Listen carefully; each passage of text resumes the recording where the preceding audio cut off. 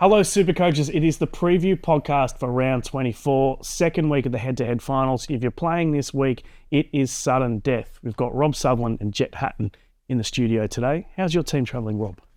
Fine, I think, Tom. No trades, but that's all right. I'm up against Alex Brown in our head-to-head. He texted me to let me know that I was, and as I said to him, head-to-heads for those who can't overall. Yeah, strong on the text, Alex Brown. He's got lots of bravado, doesn't he? Yes, he's full of it. And then when he loses, nothing. That's nice. Crickets. Jett, how's your team going? Probably I could compare it to the Cronulla Sharks at the moment, the team I support. They look promising at stages, but they always manage to let me down. So it's a bit of a low week on the weekend. Had a few big scores, but missed out on a few. Didn't play Blaze to Lungies.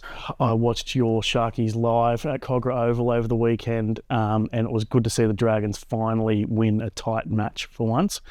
But the Sharkies blew it. Like, Multalo could have scored 3 tries, and it was weird game to watch. I'm sure that brings Jett great joy. Yes. Yeah, very nice of you. On to trades this week. What are you thinking, Rob? I think they're a really good thing. I wish I'd saved some. Jett, do you have I've got 4 left. 4, wow. Yeah, I'm going to use 1 this week. Depending on, I think, is Keanu Kitty going to come back in the side? Well, he's 18th man. We'll be chasing that for. Yeah. Well, I've got AJ Brimson, and he's one of the few players I've had since round 1. But I think I'm going to trade him out this week. The Adam Doueihi. I really like Adam Doueihi. He's had 2 tons his last 2 games at 80 minutes. He just looks great at 7. I don't think I've seen him at 100% in quite a few years, and seeing him run the field a few weeks ago was just awesome. So, yeah, Adam Doueihi, I think he's a great play, kicks goals, and the Tigers have a pretty soft draw. Tigers done a good draw. We were saying before we came on, because he didn't play last week, he's not a popular pickup. People are looking at last week's scores. They're not looking at the week before.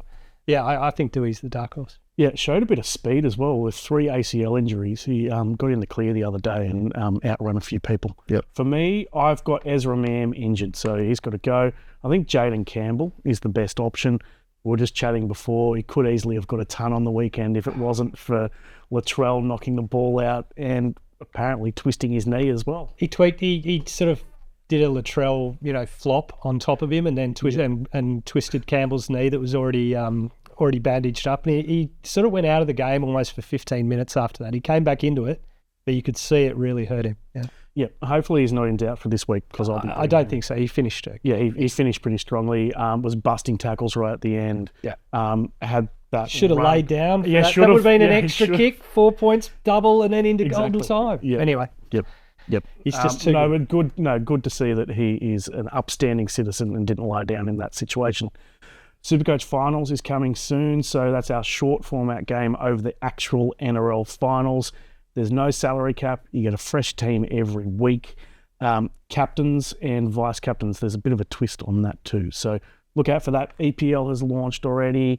NFL has launched already. Season starting pretty soon. Lots of new games coming as well, so get involved.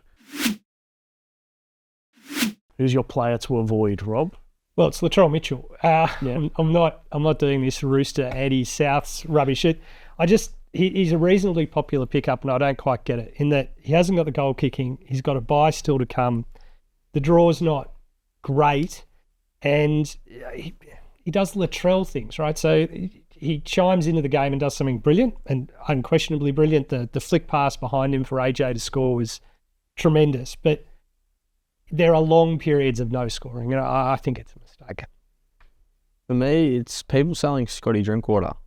Quite a few are off the back of a few low weeks, but gets back to Townsville, plays the Knights who just conceded 48, and they sort of look like they're on their way out, on the way off to Bali for the year. So, yeah, I think Drinkwater's a genuine captain option this week, and quite a few that sell him. I reckon they might come to... The no goal kicking doesn't worry you? No, you don't really. It doesn't matter with Scotty Drinkwater the way he plays SuperCoach. It adds 10 to 12 points. Yeah, but he's been one of the elite, scoring players over the last few years without the goal kicking. So it does worry me. Yeah, I agree. Definitely don't sell Scott Drinkwater.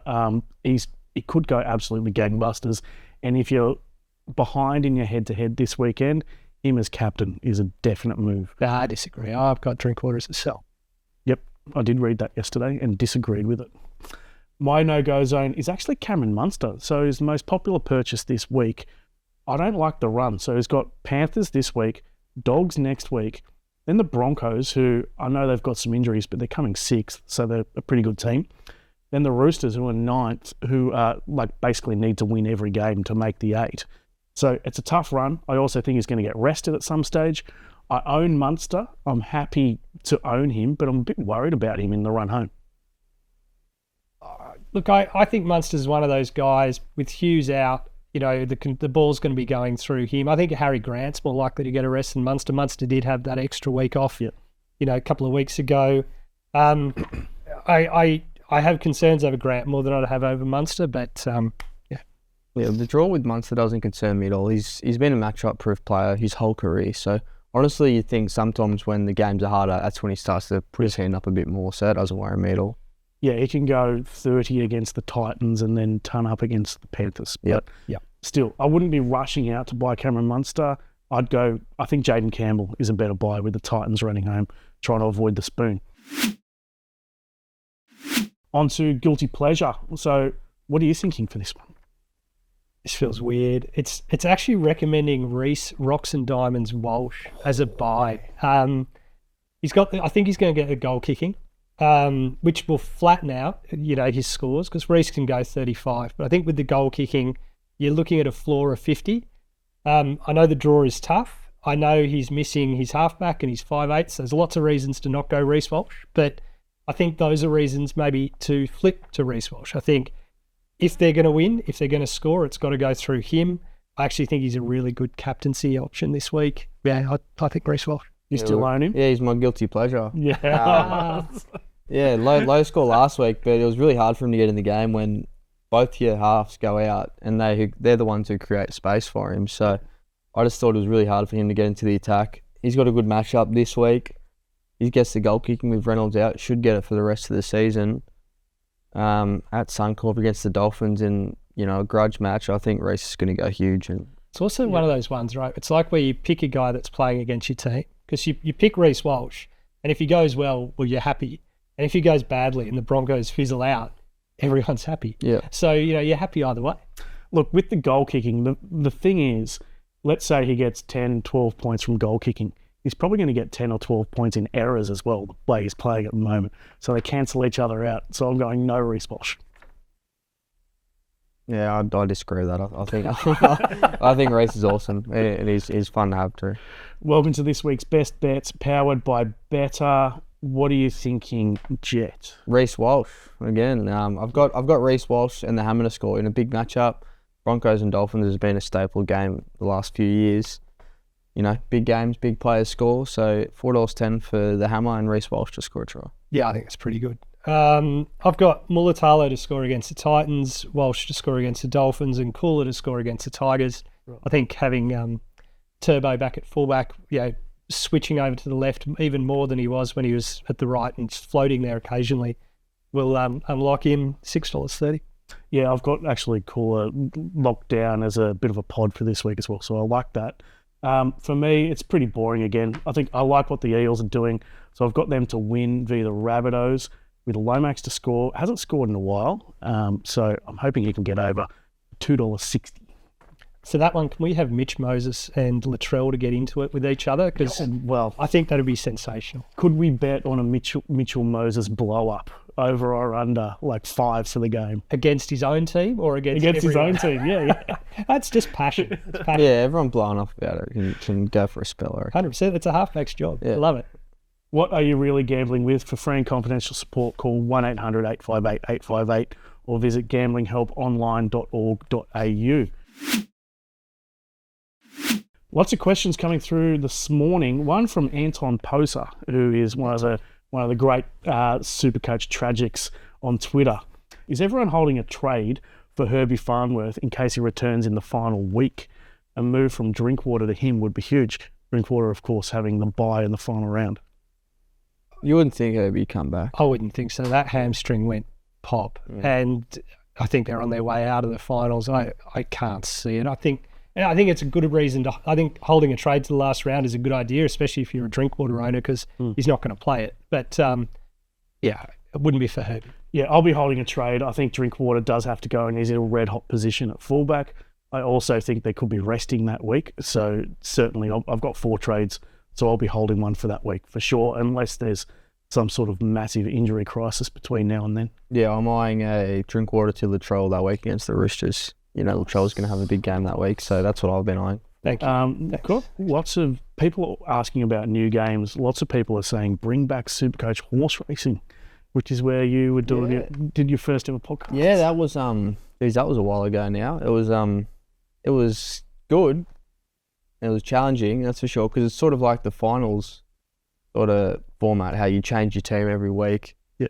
I don't know, are they? No, they don't. I'm not sure. I enjoyed it too. So the racing was one of my favourite other sports. Pod of the week, Rob. Well, we were talking about it before. It's Adam Doueihi for me. I just think the Tigers have a good draw.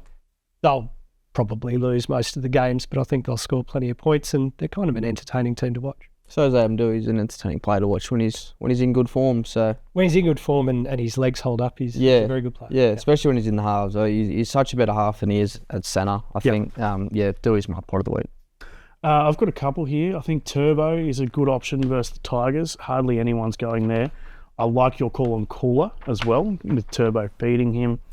But the guy I've got number one is from your Sharkies, Mweni Hiroti, at only 370 odd K. So you're getting, not quite a cheapy price, but a mid-range price. I'd prefer to downgrade to him if you need to free up cash, then go to Enough. When he started in the centres this year, he's averaging over 70. So could go gangbusters for the Sharkies this week. Yeah, that left centre's been a bit of goldmine for the Sharks this year. And tries galore there, like Calero there, Hiroti when he was there as well. So I like the play. He busts tackle, he scores tries. He's a SuperCoach player. So he's going to play left centre. Who's going to play right centre? Is Talakai going to switch over? Yeah, Talakai can play both sides. Yeah. On to captain's call. I'm really liking Nicho Hynes. He's only at 7%, but that matchup at home against the Titans, I think he has to be at least a VC, potentially a C. Yeah, I've got the VC on Nicho. Knowing me, I'll probably just change it to the C as I always do. But I got three guys down as my captain option. I got Scott Drinkwater against the Knights. I got Reece Walsh against the Dolphins, and I got Zach Lomax down there as well. I think that's a nice little against the London. Yeah. Well, my VC is it's probably Karaz against the Roosters. If the weather holds up, I think it'll be a reasonably high-scoring game. I know the Dogs are a very good defensive team, but the Roosters' attack is flowing at the moment. But the Roosters' defence can leak plenty of points. So, Karaz, though, at fullback hasn't been nearly as good. I mean, I know he's attacking at centre and playing fullback in defence, but hasn't been nearly as good as on the wing. But they've got Connor Tracy and a bench. Also, but the fundamentals are there, right? So the number of runs are there, the offloads are down, but that's because the weather's been atrocious for both those games. No team's been offloading significantly. The tackle busts are okay. So if the runs are there and the tackle busts are there and the weather is clear, then I think Karaz can score points. That's the way I've thought through it. Yep. It's the other one is Cleary against the Storm. I know the Storm is SuperCoach death, but Panthers are pretty hot right now, and Cleary's always a good VC option, and my captain will be Nicho Hynes. Yep, so Cleary is 42% for VC. Any temptation, first game of the round, so it's tough and it's a tough matchup. Any temptation just to go straight C on Cleary? Not for me, mate. I'm a proud and loud owner of Sammy Walker, who's just about matching it with him since I got him, so yeah. Yeah, Walker's been sensational. I think he's 50, 65, 90... and then 100. So, yeah. Your final thought, Rob. What's going through your head this week? This one's been building on me all season, Tommy. Oh, no. And I know it's a little bit strange, but it's the Jim Beam advertisement. You know, where you open up the door in the thing and there's this completely diverse range of people, right? Oh, yeah. You know, different ages, different backgrounds. They're all together singing a Neil Diamond song, right? Those people wouldn't want to be seen together ever, right? So I worked as a bartender, right, for years where we had a Jim Beam promotion or a Bundy Rum promotion. People didn't sing, there were just fights, right? That's what it would be. No one sing. Yeah, that's it. I've had enough of that bloody ad. Oh, please keep that in the show. Yeah, no one can beat that. We just beat that out. What's yours? I can't follow that. We'll do some questions to finish the show. Oh, how many trades does everyone have? I think we'll do a quick roll call. 4 left. 4, yeah. Like how many after this week though?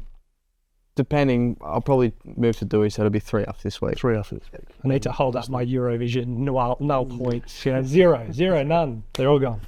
Big thanks to Rob. Big thanks to Jett. We'll catch you next week.